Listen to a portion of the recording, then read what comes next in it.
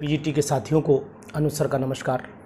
साथियों, मैंने एक ग्रुप में क्वेश्चंस का कलेक्शन किया है और ये क्वेश्चंस पीजीटी एग्जामिनेशंस के लिए बहुत इंपॉर्टेंट है। हर साल आप देखते हैं जब भी पेपर होते हैं तो जो मैच द कॉलम का क्वेश्चन है ये ज़रूर आ जाता है। तो साथियों, मैंने क्या किया है कि इन क्वेश्चंस का एक ग्रुप बनाया है, इसका सिलेक्शन किया है आपके लिए। और ये क्वेश्चन आपको अगर ढूंढेंगे तो बहुत मुश्किल से, कलेक्टिवली तो बहुत मुश्किल से ही मिलेंगे। तो इन क्वेश्चन की मैंने एक पीडीएफ के थ्रू वीडियो तैयार की है। ये वीडियो मैं आप तक पहुंचा रहा हूं और ये वीडियो इतनी इम्पॉर्टेंट है कि अगर हो सकता है कोई ना कोई मैच द कॉलम का क्वेश्चन आपको ज़रूर मिल जाएगा। मैंने चैप्टर वाइज लगाए हुए हैं, मैक्सिमम चैप्टर को मैं कवर करूंगा और जितने जैसे गैस स्टेट है, थर्मोडायनेमिक्स है, स्ट्रक्चर ऑफ एटम, ये सभी चैप्टर मैं कवर कर दूंगा पूरा। तो आप ध्यान से इस पूरी वीडियो को देखिएगा, आपको ज़रूर मज़ा आएगा कि ऐसे क्वेश्चन का कलेक्शन कुछ ही लोग आपको दे पाएंगे, सब लोग आपको नहीं दे सकते। तो आइए देखते हैं क्या है मैच द कॉलम। ये बढ़िया सेलेक्टेड मैच द कॉलम, क्योंकि मैं सिर्फ और सिर्फ ये सभी मैटर आपके लिए इसलिए कलेक्ट कर रहा हूँ क्योंकि आप जब सेलेक्टेड हो जाएं तो एक बार हमें ज़रूर फ़ोन करना कि नहीं सर, आपका पढ़ाया हुआ मेरे बहुत काम आया हुआ है। ये मैटर नहीं करता कि सिलेक्शन कैसे होगा, क्या होगा, नहीं होगा, होगा, ये सब बातें बात की हैं, लेकिन क्वेश्चन का क्राइटेरिया जो आप तक पहुंचेगा उसमें क्वालिटी होनी चाहिए, वो आपको दिखती होगी। और अगर आपको ये क्वालिटी दिखती है तो मेरे इनबॉक्स में जाकर के कमेंट एक ज़रूर लिख दिया करिए, जिससे मुझे भी एक प्रोत्साहन मिलता रहे। तो आइए देखते हैं मैच द कॉलम के बढ़िया क्वेश्चन। तो जैसा कि मैंने आपको बताया कि मैच द कॉलम आपको क्वेश्चन बहुत मुश्किल से मिलेंगे और बहुत ही कलेक्शन तो आपको मुश्किल से मिलेगा। और क्वेश्चन मिल भी जाते हैं फिर भी मैं नहीं कहता, लेकिन मैंने आपके लिए जो कलेक्शन किया है उसके लिए आप तैयार हो जाइए और देखिए कि कितने अच्छे अच्छे क्वेश्चन लाया हूँ मैच द कॉलम में। सबसे पहले आपके सामने रख रहा हूँ ये गैसियस स्टेट का मैच द कॉलम है, जिसका आप लिख सकते हैं गैसियस स्टेट का मैच द कॉलम है। यानी चैप्टर वाइज मैंने कोशिश किया है कलेक्शन का। तो मैच द कॉलम आप देख सकते हैं पी = 1/3। ये मेरे हिसाब से जो इक्वेशन है वो ये काइनेटिक गैस इक्वेशन है, यानी 1 का मेरे हिसाब से आंसर फिर डी होना चाहिए। और अगर R/N की बात करें तो ये R/N जो है ये मेरे हिसाब से जो है फिर R/N बोल्ट्स कांस्टेंट होता है, यानी कि ये इक्वेशन इस तरीके से में जानी चाहिए। 3/2 kT जो है 3/2 kT अगर आप देखेंगे तो फिर ये एवरेज काइनेटिक एनर्जी कहलाती है, ये एवरेज काइनेटिक एनर्जी कहलाती है। और ये जो नीचे लिखा हुआ फोर्थ वाला जो ऑप्शन है ये वैन डर वाल gas equation, ideal gas equation का ऑप्शन मेरे हिसाब से काइनेटिक, थोड़ा सा 1 मिनट रुक जाइए, मैं देखता हूँ। ये जो है आपका जो काइनेटिक का डी हो गया ना, आइडियल गैस इक्वेशन के बाद ऑप्शन नहीं, हमारे पास 4 ऑप्शन इधर है, 4 ऑप्शन है। तो ये चार्ल्स लॉ है यार, देखिए नहीं ऊपर ही लगा हुआ आंसर, तो ये चार्ल्स लॉ हो गया। तो देखिए कितना बढ़िया क्वेश्चन मैं आपके सामने रख रहा हूँ, मज़ा आएगा आपको, थोड़ी देर साथ बने रहिएगा। अब सेकंड हम पार्ट में आ गए हैं जिसका नाम मोनो एटॉमिक गैस। ये वैल्यूज़ अधिकतर आ जाती हैं और वैल्यूज़ जो हैं वो इंसान को परेशान कर देती। तो वैल्यूज़ आपको याद करने में मदद मिल जाएगी। वैल्यूज़ कलेक्टिवली गामा की जो वैल्यूज़ हैं वो आपको मिल जाएंगे, mono atomic, di atomic, tri atomic, ये सब वैल्यूज़ आपको बड़ा मुश्किल से मिलेंगी, लेकिन मैंने आपके सामने रख दी हैं। पहली फर्स्ट वैल्यू जो है 1.66 है, यानी कि पहले का ऑप्शन ये डी हो जाता है। मैं एक काम करता हूँ, सामने ऑप्शन लिख देता हूँ, वो ज़्यादा बेटर रहेगा। पहले का ऑप्शन आपके सामने डी हो जाता है। दूसरे का ऑप्शन डाई एटॉमिक गैस है, 1.4 होता है, यानी कि सी ऑप्शन हो जाएगा। और ट्राई एटॉमिक जो गैस होती है उसका ऑप्शन, जो आपका ट्राई एटॉमिक गैस है उसका ऑप्शन 1.33 यानी कि बी हो जाएगा। Very good. और टेट्रा एटॉमिक गैस का फिर एक ही ऑप्शन बचा ए, तो ABCD यानी उल्टा लगा दिया गया है। ये आप ध्यान से देखिएगा, उल्टा लगाया गया है। उसके बाद आप आ जाइए क्रिटिकल टेम्परेचर पे आ जाइए। ये जो क्रिटिकल टेम्परेचर है, ये क्रिटिकल टेम्परेचर आपको साफ दिख रहा होगा कि क्रिटिकल टेम्परेचर जो है वो 8A/27 RB होता है। मेरे हिसाब से तो यही होता है क्रिटिकल टेम्परेचर। तो यानी कि इसका जो 1 है, 1 का ऑप्शन मेरे हिसाब से फिर डी होना चाहिए। 1 का ऑप्शन डी लगा लीजिएगा। और उसके बाद सेकंड है बॉयल्स। अब ये तो मुझे बताने की ज़रूरत नहीं है शायद, बॉयल्स का लॉ, तो यानी कि A/RB हो जाएगा। तो यानी कि ये वैल्यू आपका ए सेकंड का ए हो जाएगी, ये याद भी कर लीजिएगा अगर आपको ना पता हो, सेकंड का ए हो जाएगा। और थर्ड का जो इन्वर्जन टेम्परेचर है, तो मुझे लग रहा है कि इन्वर्जन टेम्परेचर ये सी वाला होता है, यानी कि ये सी होना चाहिए। और फिर अब एक ही बचा है तो अब उसमें मुझे सोचना नहीं पड़ेगा। रिड्यूस टेम्परेचर हुआ, एक हुआ इन्वर्जन टेम्परेचर। दोनों में थोड़ा सा कन्फ्यूज़न मैं भी कर रहा हूँ। यानी कि जो रिड्यूस्ड है वो तो इन्वर्जन जो टेम्परेचर है वो मेरे हिसाब से इन्वर्जन नहीं सॉरी, यानी कि मैं थोड़ी सी मिस्टेक कर रहा हूँ। यानी कि ये जो है इन्वर्जन टेम्परेचर जो है वो ये होगा, और जो आपका रिड्यूस टेम्परेचर है यानी कि जो फोर्थ वाला ऑप्शन है उसका ऑप्शन जो है वो ये हो जाएगा रिड्यूस टेम्परेचर का। ये क्वेश्चन बिल्कुल थ्योरेटिकल कंसेप्ट पे बेस है, न्यूमेरिकल कंसेप्ट पे बेस है, मतलब जो डेरिवेटिव मटेरियल है उससे बेस है। अब हम लोग बात कर लेते हैं जो आर गैस कांस्टेंट है। अगर आर गैस कांस्टेंट है तो आर गैस कांस्टेंट होगा तो मोल पर केजी, इस तरीके से मैच करना है। तो आर गैस कांस्टेंट किससे मैच करेगा, ज़रा दिमाग लगाइए। आर गैस कांस्टेंट जूल पर केल्विन पर मोल में ही होता है, मेरे हिसाब से तो यही होता है। ये मैं लगा देता हूँ। ये वैन डर वाल्स गैस ए की वैल्यू जो होती है, ए की वैल्यू यानी कि वैन डर वाल्स की जो वैल्यू होती है ये मेरे हिसाब से एटमॉस्फेयर लीटर स्क्वायर पर मोल होनी चाहिए, ये होनी चाहिए। और जो मोलल, ये मॉडल लिख गया है, मोलल क्रायोस्कोपिक लिखना चाहिए, इसको मोलल सही कर लीजिएगा, ये मोलल लिख लीजिएगा, मोलल यानी कि मोलल क्रायोस्कोपिक कांस्टेंट जो किलो केल्विन पर मोल में होता है, तो यानी कि फिर ये हो जाएगा। फिर बोल्ट्जमैन कांस्टेंट बचा वो फिर ए हो ही जाएगा, फिर कोई दिक्कत है ही नहीं। तो ये मैंने आपको पहली सीरीज़ आपके सामने रख दी। अब पेज नंबर मैं दूसरा ले लेता हूँ। देखिए आपको एकदम कलेक्शन लाया हूँ आपके लिए, और फिर भी आप साथ ना दें तो फिर अलग वाली बात है। यानी कि अब नया चैप्टर जो है वो एकदम सॉलिड स्टेट आपके सामने आ चुका है। तो सॉलिड स्टेट के क्वेश्चंस बहुत ही इंपॉर्टेंट हैं आपके लिए। सॉलिड स्टेट के ये क्वेश्चंस जो मैं आपके लिए लेकर के आया हुआ हूँ। तो सॉलिड में ये चैप्टर मैं लिख दूँ यहाँ पर सॉलिड, अब आप समझ चुके होंगे, बिल्कुल लाइन से चल रहे हैं हम। सॉलिड स्टेट की बात कर लेना, डायमंड, NaCl, आइस और जिंक, ये सब जो मैच द कॉलम में है, इनका जो आंसर है मैच द कॉलम का, तो मैं आपको बताऊं कि ये डायमंड के अंदर जो है कोवेलेंट क्रिस्टल में आता है डायमंड। NaCl जो होता है वो आयनिक क्रिस्टल में आता है। आइस जो होता है वो मॉलिकुलर क्रिस्टल में आता है, और जिंक जो होता है मेटेलिक क्रिस्टल में आता है। ये तो आपको वैसे ही पता होगा। अब इनके कोऑर्डिनेशन नंबर कभी कभी पर्टिकुलर भी आ जाते हैं, यानी कि ये क्वेश्चन पीजीटी के लिए बहुत ही इम्पोर्टेंट बन जाता है। तो अगर आप इसको देखें तो यानी कि अगर हम लोग CSCl का देखें तो CSCl का जो क्वेश्चन है वो 8 का होता है, जहाँ तक आपको भी याद होगा, मुझे भी याद है 8 का ही होता है। ठीक है, उसके बाद NaCl के अंदर जो होता है वो NaCl जो होता है फेस सेंटर्ड होता है। फेस सेंटर्ड का मतलब 6 यानी 6 chloride ion are surrounded by 6 sodium ion and 6 sodium ion are surrounded by 6 chloride ion, आपको पता होगा। इसके बाद जो थर्ड वाला ऑप्शन है, थर्ड वाले में जिंक सल्फाइड का 4 होता है। फिर बचा ये एक, वो मैं सोचता भी, जब एक बचा कर सोचना बंद कर दिया करिए। अब हम लोग कॉर्नर ऑफ द क्यूब, ये तो सभी दुनिया को पता है कि कॉर्नर ऑफ द क्यूब पे 1/8 होता है।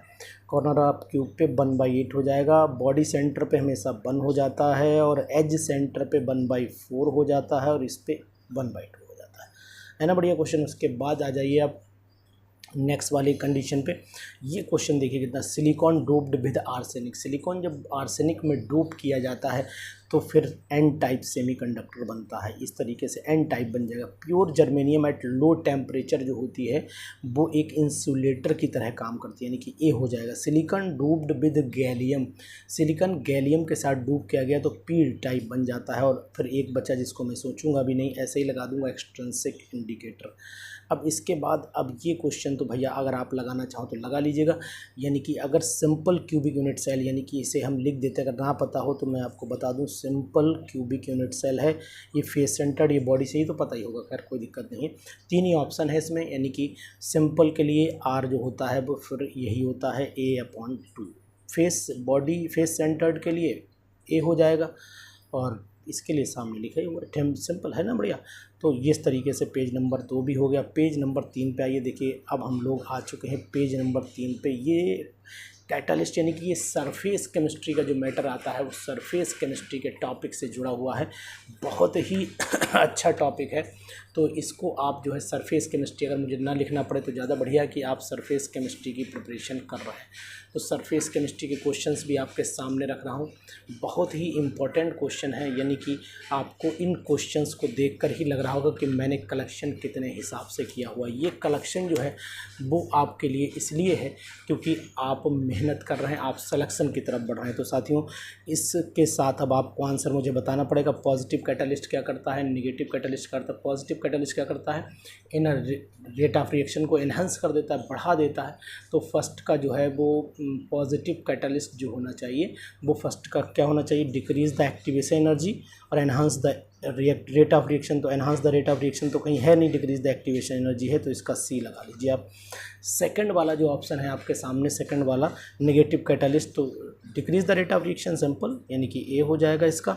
और अगर हम थर्ड की बात करें तो थर्ड का जो ऑप्शन कैटालिटिक प्रमोटर, वो कैटलिस्ट की एक्टिविटी को बढ़ा देता है, तो enhance the efficiency of catalyst, यानी कि ये बी हो जाएगा। फिर फोर्थ का फिर डी ही बचा, मैं सोचूंगा भी नहीं उसके लिए, क्योंकि यही तरीका होता है कि भाई 3 मिल गए तो चौथा यार तो वही होगा, फिर क्या गलत हो थोड़ा ना हो जाएगा कुछ।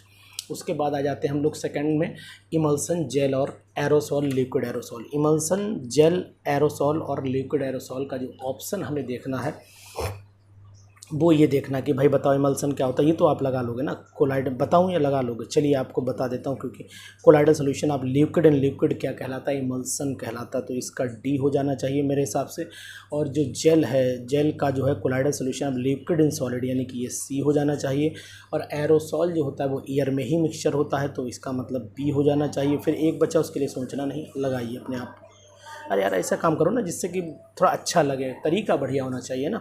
उसके बाद हम लोग देख लेते हैं, यानी कि जो पार्टिकल साइज़ 10⁻³ से 5 पिकोमीटर के बीच में अगर है, पार्टिकल साइज़ कितना है 10⁻³ से लेकर के 10⁻5 के बीच में है, तो फिर इसका मतलब है कि वो पिकोमीटर हुआ, तो 10 यानी कि 1000 नैनोमीटर के बीच, फिर तो इसका मतलब वो कोलाइडल सॉल्यूशन ही होना चाहिए। तो यानी कि यही ऑप्शन हो जाना चाहिए, पार्टिकल साइज स्मॉलर देन 3, तो वो मेरे हिसाब से फिर जो सेकंड वाला है वो एक ट्रू सॉल्यूशन हो जाना है। बिल्कुल लग रहा है लाइन से ही लगा रखे हैं, पार्टिकल साइज ग्रेटर देन हो जाए तो फिर मेरे हिसाब से सस्पेंशन लाइन से लगे हुए हैं, इसमें कुछ करना नहीं, ABCDEFG इसमें निकले पंडित जी, है ना। चलिए खैर कोई नहीं, आप पढ़ते रहिए, मस्त रहिए, और हमारे साथ जब भी रहें तो खुश रहें। सबसे बड़ी बात यह है कि मैं बोरिंग टीचर नहीं हूँ, मैं थोड़ा सा बच्चों को हंसाता भी रहता हूँ बीच बीच में, है ना। मैं ये नहीं खाली पढ़ाए चले जा रहे हैं, कोई मतलब नहीं। अब आ जाइए, हम लोग आ जाते हैं सॉल्यूशन पर। तो सॉल्यूशन जो चैप्टर है वो सॉल्यूशन चैप्टर क्या बता रहा है, वो सॉल्यूशन चैप्टर बहुत ही, यानी कि ये NaCl CaCl2, मुझे लग रहा है कि ये सॉल्यूशन से ही है, जहाँ तक मुझे अनुमान है ये सॉल्यूशन के ही क्वेश्चंस हैं।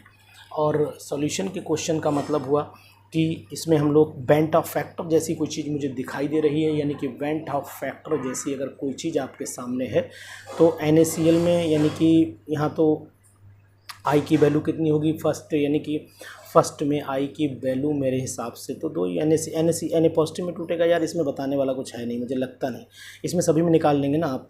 चलिए कोई बात नहीं, इसमें 3 हो, यानी कि इसमें वैल्यू में डायरेक्ट लिख रहा हूँ। फर्स्ट का जो आंसर आएगा, फर्स्ट का बी आएगा, यानी मैं लिख दूँ, क्या फ़ायदा आप भी कंफ्यूज कर जाएं। फर्स्ट का बी आ जाना चाहिए, और सेकंड का ए आ जाना चाहिए, और थर्ड का 4 आ जाना चाहिए, मतलब डी आ जाना चाहिए, और फोर्थ का आंसर जो थर्ड का डी आ जाना चाहिए, और फोर्थ का आंसर जो है वो 3 2 5 यानी कि सी आ जाना चाहिए। तो ये ऑप्शन कितना अच्छा लगा, मज़ा आया ना।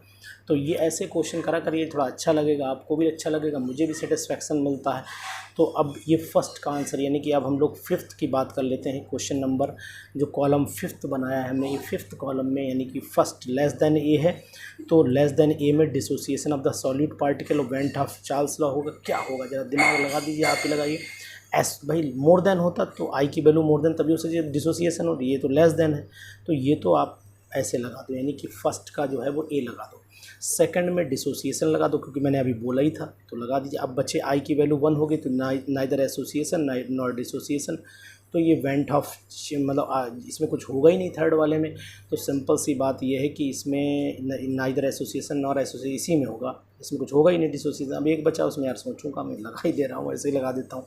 अरे यार क्वेश्चन का ये भी नहीं कि ज़्यादा पढ़े लिखे वाला काम ना करा करो, थोड़ा ऐसा काम करो ना जिससे कि फटाफट आंसर आए। अब आ जाते हैं सॉल्यूशन, ये वाले क्वेश्चन भी बहुत अच्छे हैं। यानी कि मोलैरिटी वाला जो क्वेश्चन है, मोलैरिटी इक्वेशन कौन सी होती है, तो मोलैरिटी इक्वेशन तो दुनिया जानती कि मोलैरिटी इक्वेशन जो होती है वो M1V1D1 यही होती है यार, और क्या होती है। तो फर्स्ट का डी लगा दूँ मैं, चलिए फर्स्ट का डी लगा दिया मैंने। सेकंड वाले का क्या लगाऊँ, इंडिपेंडेंट ऑफ द टेम्परेचर, जो टेम्परेचर पर डिपेंडेंट नहीं होता है वो मोल फ्रैक्शन नहीं करता है टेम्परेचर, क्योंकि इसमें वॉल्यूम नहीं होता है भाई। मोल फ्रैक्शन और मोलैलिटी ये दोनों चीज़ें टेम्परेचर पर डिपेंड नहीं करती दोस्तों, याद रखिएगा। उसके बाद थर्ड का जो है वो वॉल्यूम चेंज होगा, लिक्विड लिक्विड सॉल्यूशन अगर है तो कंसनट्रेटेड तो वॉल्यूम चेंज हो ही जाना, यानी कि बी पार्ट हो जाएगा। और फिर फोर्थ वाले मुझे सोचना नहीं, उस पर वेरी लो कंसनट्रेशन के लिए फिर तो सोचना ही नहीं है भाई, एक ही बचा, ही ऑप्शन ही नहीं बचा। अब इसके बाद के एफ, पाई और के बी और आई, ये तो आपको पता होंगे यार। के एफ क्या है, मोलल एलिवेशन कॉन्स्टेंट, डिप्रेशन, ये डिप्रेशन है, ये एलिवेशन है। पाई क्या है, ऑस्मोटिक प्रेशर, और आई क्या है, बेंटा फैक्टर है ये। तो इस तरीके से लगा दीजिएगा आइडियल सॉल्यूशन। अब ये वाला क्वेश्चन बहुत इंपॉर्टेंट है, इसके लिए आप इंपॉर्टेंट भी लगा लीजिए, क्योंकि ये सॉल्यूशन अक्सर होता क्या है कि हम लोगों को याद ही नहीं रहते कि कौन आइडियल है कौन नॉन आइडियल है। तो इसमें आपको थोड़ा सा मेहनत कर लेनी पड़ेगी कि यानी कि ये अगर आपको याद है तो ठीक है, आइडियल सॉल्यूशन जो होता है ये हो जाएगा, यानी कि 1 का बी हो जाना चाहिए मेरे हिसाब से। सेकंड का आंसर जो है ढूंढ लेता हूँ, सेकंड पॉजिटिव डेविएशन है ए हो जाना चाहिए, क्योंकि ये दोनों मिलेंगे तो हाइड्रोजन बॉन्डिंग हो जाएगी ना, तो पॉजिटिव डेविएशन हो जाना चाहिए। वेपर्स भी बनती है ना कि C2H5 जो होता है वेपराइज भी होता है, जिसे बोले वोलेटाइल होता है, वेपराइज नहीं वोलेटाइल होता है। तो उसके बाद जो है आपका क्वेश्चन नंबर आ जाता है थर्ड। क्वेश्चन नंबर जो थर्ड है इसका आंसर मेरे हिसाब से फिर सी होना चाहिए। सी लगा दो, सामने ही है, फिर क्या बचा, आइसोटोनिक सॉल्यूशन, तो फिर यही लगा दीजिए। क्या करना, क्या है, कुछ नहीं करना। यानी कि फोर्थ वाले का जो है ऑप्शन आपने डी लगाया है सही, चेक कर लीजिए, हाँ ठीक है, कोई दिक्कत नहीं।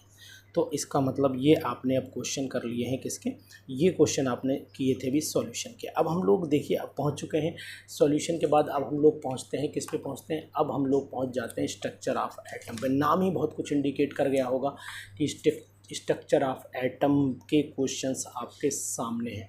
ये बहुत क्वेश्चन आता है एग्ज़ाम में, आप ध्यान रखिएगा गलती बिल्कुल ना होने पाए।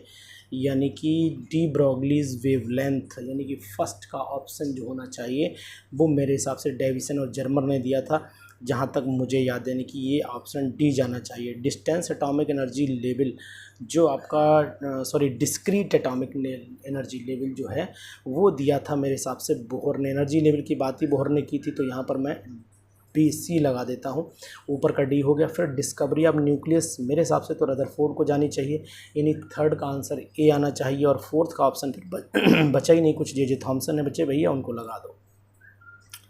अब हम लोग बात कर लेते हैं लाइमन बामर पास्कन ब्रैकेट फंड। ये लाइमन बामर पास्कन ब्रैकेट फंड तो शायद मुझे बताना ही नहीं पड़ना चाहिए कि फर्स्ट वाली बामर सीरीज़ जो है वो मेरे हिसाब से विजिबल रीजन में आती है ना। उसके बाद लाइमन सीरीज़ जो होती है, लाइमन सीरीज़ हम्फ्री सीरीज़, तो ये तो हम्फ्री तो लास्ट में आती है ना, तो फार इंफ्रारेड में आएगी। लाइमन बामर पास्कन IR में आएगी, और लाइमन UV में आएगी, जहाँ तक मुझे याद है कि लाइमन जो है UV में आती है। तो वैसे आप तो इतना तो आपको पता ही होगा, इसमें कुछ बहुत बड़ी बात नहीं है। उसके बाद थर्ड क्वेश्चन अगर हम देख लेते हैं, थर्ड क्वेश्चन भी बहुत ही इंपॉर्टेंट है। थर्ड क्वेश्चन में आपको करना क्या है, थर्ड क्वेश्चन में 4 ऑप्शन आपको दिखाई दे रहे हैं कि 1 का डी लगा लीजिए, ये एनर्जी तो आपको याद ही होगी, 1 का डी लगा लीजिए। और second potential energy of orbit of hydrogen, potential energy of orbit of hydrogen क्या होनी चाहिए, ये तो पता है शायद ना, 27 कुछ होती है, हाँ। यानी कि मुझे तो फिर सेकंड वाले का जो ऑप्शन बी ही समझ में आ रहा है। और काइनेटिक एनर्जी ऑफ एक्साइटेड जो मॉलिक्यूल है उसकी एनर्जी जो है वो 6 पॉइंट माइनस में, ठीक है, वही होगी, पक्का है। उसके बाद क्या ऑप्शन बचा, एक बचा, तो मैं क्या सोचूं, उसके लिए सी ही लगा देता हूँ, डन है। अब इसमें क्या है, इसके लिए अब आप लाइमन बामर पास्कन ब्रैकेट फंड भैया फिर आ गए, यानी कि ये जो कॉलम नंबर 4 है इसमें फर्स्ट का, अब आप मेरे हिसाब से लाइमन के लिए N1 is equal to, Lyman के लिए N1 इज इक्वल टू 1 होता है, और N2 is equal to 2, 3, 4 and 5। Balmer के लिए N1 2 होता है, तो N1 2 कहाँ, यही है ना, तो फिर यही लगाइए, फर्स्ट सी लगा लीजिए। 1 का 2 का जो है लाइमन बामर पास्कन ब्रैकेट लास्ट में आती है ना, ब्रैकेट जो आती है इसमें फिर 4 आ जाएगा, लाइमन पास्कन भाई। तो लाइमन बामर पास्कन ब्रैकेट और पी फंड 1 2 3 4, यानी कि सही आ गए हम लोग। उसके बाद आप आ जाते हैं लाइमन में N1 हो जाएगा, तो 1 का मतलब ये हो गया, और फिर ये हो गया, ठीक है, लाइमन बामर पास्कल ब्रैकेट फाइंड, ठीक क्लियर हो गए। इसके बाद जो है रमन इफेक्ट, कितना बढ़िया क्वेश्चन आया, देखिए मज़ा आ जाएगा आपको फिफ्थ वाले में। वन जो रमन इफेक्ट है वो scattering of light with the molecule in the medium होता है, यानी कि ये सी होना चाहिए, फर्स्ट का सी होना चाहिए। सेकंड कॉम्पिटन इफेक्ट, बहुत अच्छा आंसर, यानी कि scattering of the X ray by the free electronic Compton effect कहलाता है। Splitting of spectral line by the electric field कहलाता है आपका स्टार्क इफेक्ट, और जीमन कहलाता है मैग्नेटिक। अब मैं आपको यहाँ ट्रिक बताता हूँ, एक है जीमन और एक है स्टार्क। देखिए जी मैन इफेक्ट, जी मैन इफेक्ट में क्या है, ZEEM आ रहा है, मतलब मैग्नेटिक फील्ड, याद रखिएगा मैग्नेटिक फील्ड में जब स्प्लिटिंग हो तो जी मैन। और फिर दूसरा क्या हुआ, फिर स्टार्क इफेक्ट का मतलब क्या होगा, इलेक्ट्रिकल, दूसरा बचा इलेक्ट्रिकल, तो M फॉर मैग्नेटिक याद रखिएगा, जीमन इफेक्ट आपको याद रहेगा। पेज नंबर नेक्स्ट पे पहुँचते हैं अब हम लोग। कितनी बढ़िया बढ़िया आपके लिए मटेरियल ढूंढ के लाया हूँ यार, थोड़ा तो सपोर्ट करो मेरे भाई, मेरी वीडियोस को ज़्यादा से ज़्यादा प्रमोट करो, ज़्यादा से ज़्यादा देखिए, जिससे कि मुझे भी लगे नहीं कि लोग मुझे सपोर्ट कर रहे हैं। यानी अब आपके सामने लग रहा होगा कि जो एल्कली मेटल्स हैं, मुझे पीरियोडिक टेबल की कंडीशंस याद आ रहे हैं कि मुझे लग रहा है कि पीरियोडिक टेबल में हम लोग घुस चुके हैं, और पीरियोडिक टेबल के क्वेश्चंस मुझे लग रहा है कि आपके सामने आ चुके हैं। तो ज़रा देख लेते हैं कि अल्कली मेटल है कि पीरियोडिक टेबल है। एक बार रन वे में लगाते हैं इस क्वेश्चन को, देखते हैं कि ये किस टॉपिक से जुड़ा हुआ क्वेश्चन है। मेरे हिसाब से तो ये पीरियोडिक टेबल है, क्योंकि इसमें हर कैटेगरी के, भाई अगर एस ब्लॉक होता तो फिर ये नहीं होता। तो मैंने एक्चुअल में ये सब PDF आपके लिए तैयार किया बढ़िया सा। तो अब आप ज़रा मुझे बताइएगा कि जो मोस्ट अबंडेंट एलिमेंट है, ये मोस्ट अबंडेंट एलिमेंट कौन सा हो सकता है। तो मुझे तो जहाँ तक याद है कि मोस्ट अबंडेंट एलिमेंट जो होता है वो साहब एल्युमिनियम होता है, जहाँ तक मुझे अनुमान है।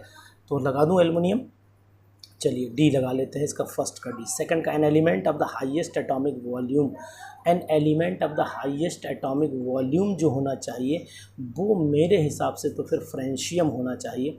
यहाँ तक मैंने पढ़ा, अगर गलती बाई चांस मुझसे हो जाए तो भैया मेरी बेइज्जती ना करना, बस देख लेना एक बार, कहना अगर ये हो जाता है, मैं भी इंसान हूँ यार।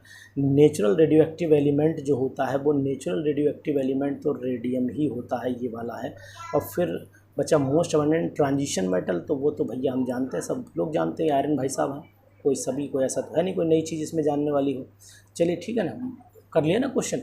इसके बाद हम लोग नेक्स्ट इसी टॉपिक को कंटिन्यू कर लेते हैं। फिर ये आ जाता है क्वेश्चन नंबर नेक्स्ट हमारे सामने।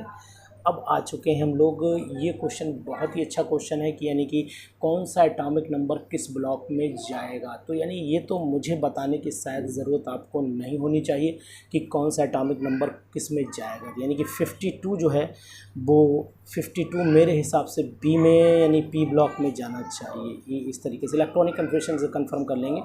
और ये एस ब्लॉक में जाना चाहिए, एस ब्लॉक में जाना चाहिए। उसके बाद 57 जो है वो डी ब्लॉक में जाना चाहिए, और 60 जो है वो 60 जो है मेरे हिसाब से फिर एफ ब्लॉक में जाना चाहिए। 60 क्योंकि 57 के आगे ही होता है ना, याद आ गया होगा आपको। 57 58 पढ़ाते होंगे आप बच्चों को, नहीं तो खुद तो पढ़ते ही होंगे, है ना। फॉस्फोरस जो है वो फॉस्फोरस किस में आता है, फॉस्फोरस के सामने लिखा हुआ है निक्टोजन भी बोलते हैं, कभी कभी ये लिख के आ जाए निक्टोजन भी बोला जाता है इसको। सल्फ़र जो है वो कैल्कोजन में आती है, और एस्टेटाइन जो है वो इनर्ट गैसेस में एस्टेटाइन आती है हेलोजन में, और रेडॉन आता है इनर्ट गैसेस में, सिंपल। उसके बाद आ जाइए थर्ड वाला जो है कॉलम KNa सिलिकॉन और SN। ये बहुत ही अच्छा क्वेश्चन है कि पोटेशियम किसको बिलोंग करता है। तो जनाब पोटेशियम जो है वो सॉल्ट लाइक हाइड्राइड बनाता है, और जो पोटेशियम है वो कौन सा बनाता है, सॉल्ट लाइक। इंपॉर्टेंट है ये वाला, जिसको अंडरलाइन कर रहा हूँ। और उसके बाद जो लेंथ, ये नॉन स्टाइकोमेट्रिक बनाते पढ़े होंगे आपने डी ब्लॉक में, नॉन स्टाइकोमेट्रिक। और सिलिकॉन जो होता है, सिलिकॉन ये आपका बनाता है कॉम्प्लेक्स हाइड्राइड बनाता है। टिन बचा है तो वो तो जानते ही होंगे, कार्बन फैमिली का है, तो उसके कैरेक्टर ही कोवेलेंट हाइड्राइड बनाने की है। अब आयनिक, ये याद कर लीजिएगा, वैल्यूज़ आपको ध्यान रहना चाहिए, बड़ा अच्छा क्वेश्चन है। यानी कि फोर्थ वाले में फर्स्ट का जो है वो ये सामने है, फर्स्ट का ए होना चाहिए मेरे हिसाब से। यानी ये वैल्यूज़ बाई चांस सामने ही लगी हुई हैं, यानी कि फ्लोरीन 9 हो गया, बढ़िया, ये वैल्यूज़ सामने लगी थी, कोई दिक्कत नहीं। तो अब आप हम लोग आ जाते हैं नेक्स्ट। अब आ जाते हैं, देखिए आपको लग रहा होगा केमिकल बॉन्डिंग की तरफ हम लोग कदम बढ़ा चुके हैं। तो केमिकल बॉन्डिंग का बहुत अच्छा क्वेश्चन आपके सामने। मैच द कॉलम आपको इतने इकट्ठे नहीं मिल पाएंगे, आप कितनी भी कोशिश कर लीजिए।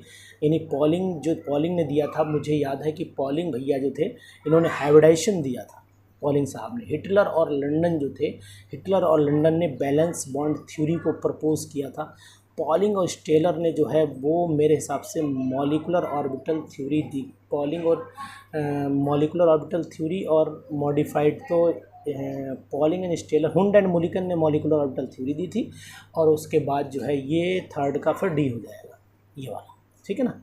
थोड़ा थोड़ा हो जाता है कभी कभी। उसके बाद सेकंड वाले में हाइब्रिडाइजेशन में देखिए तो आप तो यार बताइए, ये ऑक्टाहेड्रल हो जाएगा आपका, sp3 में आपका टेट्राहेड्रल हो जाएगा, ये आपका ट्रायंगुलर प्लेनर हो जाएगा और ये आपका लीनियर हो जाएगा। ये आते हैं क्वेश्चन, मतलब ये ना समझना कि नहीं साहब सर जो है कुछ हमारे साथ खेल खेल रहे हैं। ऐसा हम आपके साथ खेल खेलने के मन में नहीं है, लेकिन मज़ा मुझे भी आ रहा है आपके साथ क्वेश्चन करने में, मुझे भी इंटरेस्ट होता है तभी मैं पढ़ा रहा हूँ। वरना मैंने सब्जेक्ट को, इस सब्जेक्ट से प्यार किया हुआ। आप भी किसी से प्यार जरूर करिएगा, सब्जेक्ट से करिएगा, फालतू प्यार ना कर बैठना किसी से, है ना। तो चलिए खैर कोई नहीं, मजाक कर लेता हूँ बीच बीच में। तो फर्स्ट का मेरे हिसाब से जो है वो स्क्वायर प्लेनर होना चाहिए। शेप की बात चल रही है, यहाँ ध्यान रखिएगा, यहाँ ज्योमेट्री की बात नहीं चल रही है। उसके बाद सेकेंड वाले का ऑप्शन डिस्टॉर्टेड ऑक्टाहेड्रल होना चाहिए। उसके बाद ये XeO4 जो होना चाहिए वो, यानी कि थर्ड वाला ऑप्शन, ये तो पिरामिडल हो गया, फिर ये टेट्राहेड्रल हो जाएगा, कोई दिक्कत नहीं। उसके बाद ये बॉन्ड ऑर्डर, नाइट्रोजन का मुझे तो 3 याद है, ऑक्सीजन का मुझे 2 याद है, फ्लोरीन का मुझे 1 याद है, O2 का 2.5। तो देखो कितना अच्छे क्वेश्चन अगर आप लगा लेंगे तो यार आपको भी मज़ा आएगा, मुझे भी अच्छा लगेगा। क्वेश्चन मैं चैप्टर वाइज समेट करके लाया हूँ, बहुत अच्छे क्वेश्चंस हैं।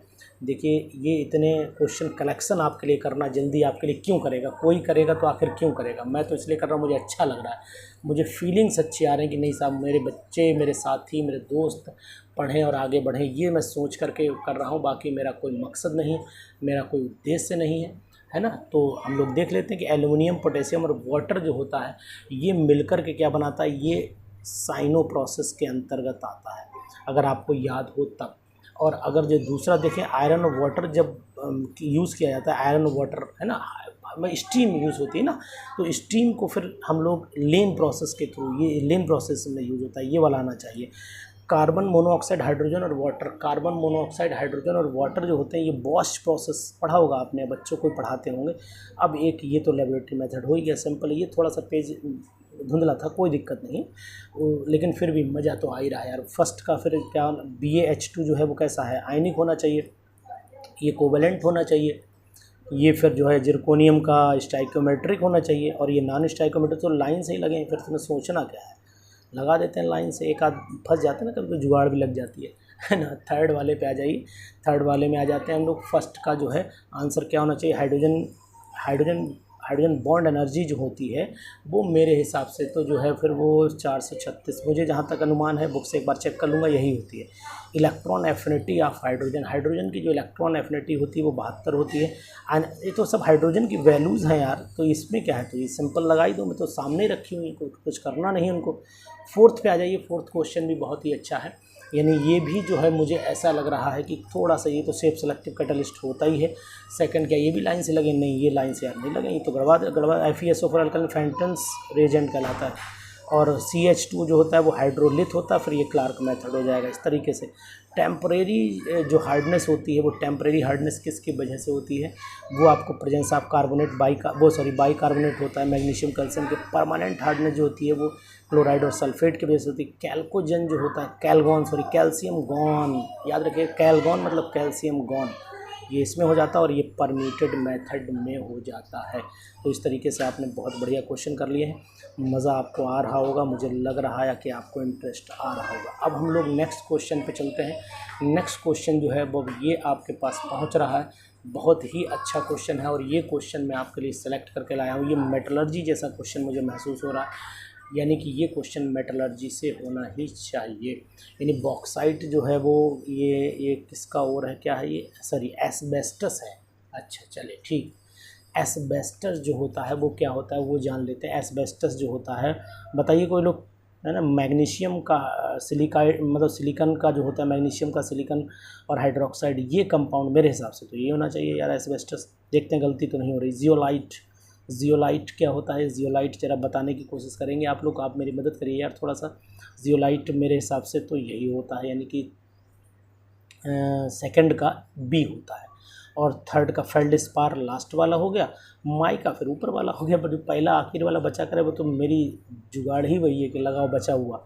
उसके बाद ब्रास, ब्रॉन्ज, जर्मन सिल्वर। अरे यार इतना बढ़िया क्वेश्चन पीजीटी में बहुत बार आया, जो लोग पेपर दिए होंगे वो लोग जान रहे होंगे, ये पीजीटी का पैट क्वेश्चन माना जाता है।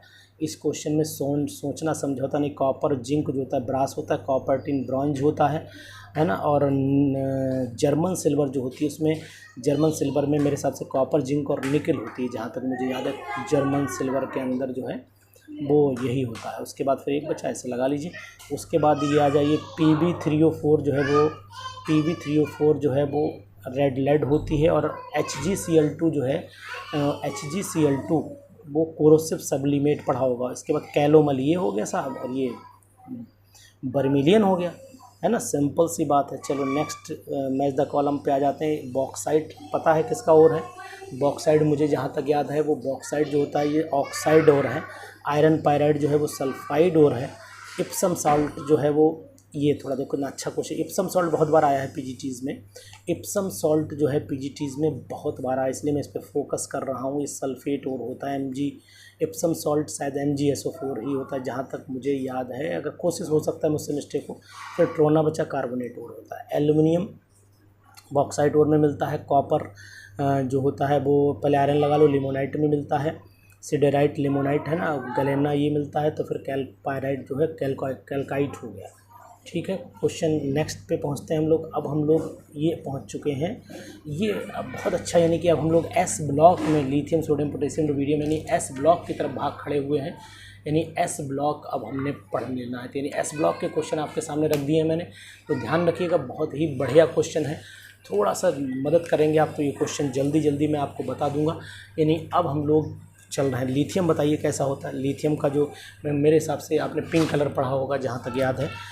तो रेड पिंक जैसे कुछ दिख रहा है, तो मुझे दिख रहा है कि लिथियम जो होता है LI लिख गया है, फिलहाल LI होगा, ये ऐसे होगा, ये LI लिख लीजिएगा। सोडियम जो होता है वो गोल्डन येलो होता है जहाँ तक मुझे याद है, यानी कि सेकंड का ऑप्शन जो है वो D होना चाहिए। और पोटेशियम वायलेट होता है, ये क्रिम्सन रेड होता है जहाँ तक मुझे याद है यार। और जो पहला वाला है ये माइक्रोकॉस्मिक सॉल्ट है, यानी कि D हो गया। और दूसरा वाला बेकिंग पाउडर यानी कि C हो गया। उसके बाद ये लास्ट में K2CO3 जो है वो पर्ल S होता है, जहाँ तक मुझे याद है कि K2CO3 पर्ल S ही होता है, यानी कि फोर्थ का फिर A हो जाना चाहिए। यानी कि नहीं, ये पर्ल S और K2CO3 दोनों को ध्यान देना है कि दोनों में कुछ कन्फ्यूजन, एक H4PO लिख दिया है इन्होंने, थोड़ी सी यहाँ पर कुछ मिस्टेक जैसी मुझे लग रही है। हो सकता है गलती कुछ हुई हो, कोई दिक्कत नहीं, लेकिन मुझे जो पर्ल S मुझे याद है वो फोर्थ का फिर A ही होना चाहिए, फोर्थ का A ही होना चाहिए पक्का। K2CO3 पर्ल S ही होती है। तो फिर एक बचा, ये कुछ रहा होगा, कुछ गड़बड़ लग रहा है, कोई दिक्कत नहीं, आप सही कर लीजिएगा उसे, वो कोई दिक्कत वाली बात नहीं। अब आता है नेक्स्ट, जो थर्ड कॉलम आता है। थर्ड कॉलम में आपका फर्स्ट का Na2 डाइल्यूट HCl, यानी कि इसका ऑप्शन जो होना चाहिए मेरे हिसाब से ब्लीचिंग डेलिकेट फाइबर होना चाहिए, यही होना चाहिए। ठीक है, KO2, जो KO2 है वो स्पेस शटल में यूज़ होता है जहाँ तक अनुमान है। ये ब्राइन होता है और ये क्या होता है, existence solution, LiHCO3 existence solution, पक्का बिल्कुल 100% हो जाता है। उसके बाद जो है फोर्थ कॉलम में हम लोग आ जाते हैं, ये सोडामाइड है, तो पता ही होगा, इसका ऑप्शन B हो गया। और CaO और Na4 जो हो गया ये आपका सोडा लाइम हो गया। NaOH होगा, ये गलत छप गया है, NaOH होगा ये साथियों, ये हो, जैसे ऊपर भी गलती हुई यहाँ भी गलती हो गई। और ये आपका सोडा S हो गया, जो सोडा S होता है वो थर्ड, और ये सोडा S और ये वॉशिंग सोडा, दुनिया जानती है यार, कितना पढ़ें, क्या क्या याद रखा जाए। अब हम लोग पहुँच चुके हैं धीरे से नेक्स्ट पे, यानी कि अब हम लोग छलांग लगा चुके हैं एक लंबी, और इस लंबी छलांग में मुझे लग रहा है कि हम लोग मेटलर्जी जैसी चीज़ पे ही चल रहे हैं। यानी कि बहुत ही अच्छा क्वेश्चन है ये, मेटलर्जी का क्वेश्चन आ रहा है। ये क्वेश्चन आपके सामने जो है स्क्रीन पर, पॉलीमर, क्रायोलाइट, बॉक्साइट, ये तो आप लगा ही लेंगे ना, इसमें मुझे कुछ बताने की ज़रूरत तो नहीं है ना। तो मेटलर्जी के क्वेश्चन ज़रा लगाइए, आप देखते हैं तो कौन कौन सा है। सबसे पहला कौन सा आया आपके सामने, ये आ गया क्रायोलाइट। बताएं क्रायोलाइट कौन सा होता है, मुझे जहाँ तक याद है क्रायोलाइट कौन सा होगा यार, बताओ, थोड़ा दिमाग लगाओ भाई, तुम भी लगाओ। क्रायोलाइट तो Na3AlF6 होता है, यही होता है ना। उसका बोरेक्स जो होता है Na2B4O7 होता है, ठीक है। और बॉक्साइट जो होता है वो ये हो गया, फिर एक ही बचा वो मैं लगा दे रहा हूँ, ऐसे ही लगा दे रहा हूँ, कोई दिक्कत क्या है। तो इस तरीके से आप ये कर सकते हैं। उसके बाद नीचे क्वेश्चन में ज़रा छोड़ूँ, क्या आपके लिए छोड़ूँ, anhydrous AlCl3 Friedel Crafts reaction में यूज़ होता है, फ्रीडल क्राफ्ट रिएक्शन में यूज़ होता है, नहीं होता, सॉरी, फ्रीडल क्राफ्ट रिएक्शन में यूज़ होता है, ये वाला ऑप्शन क्राफ्ट रिएक्शन में लगा लीजिएगा एल्युमिनियम। ये आपका फ्रीडल क्राफ्ट रिएक्शन ऐसे करके लगा लेना।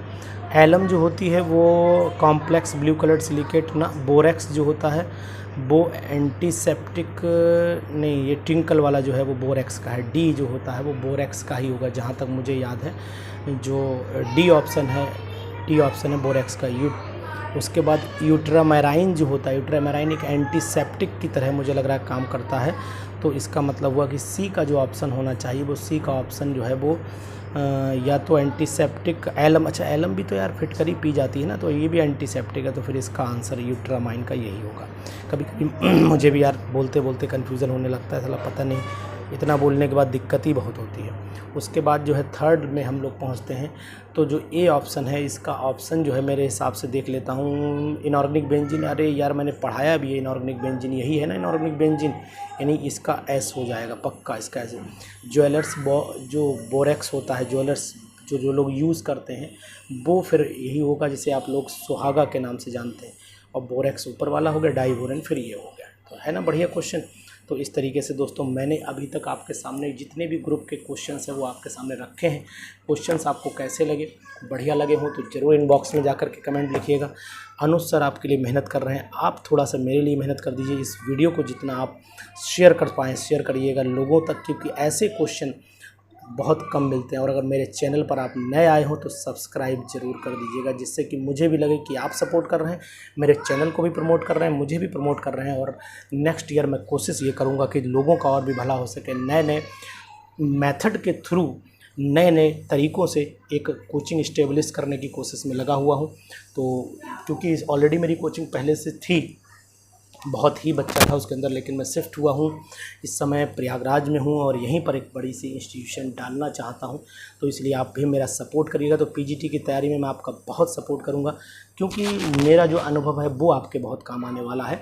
मैं काम आने वाला नहीं हूँ, मेरा अनुभव आपके काम आने वाला है। तो दोस्तों प्लीज़ इस वीडियो को शेयर कर दीजिएगा, जिससे मैक्सिमम इन्फॉर्मेशन लोगों तक पहुँच सके। Thank you, bye bye, see you.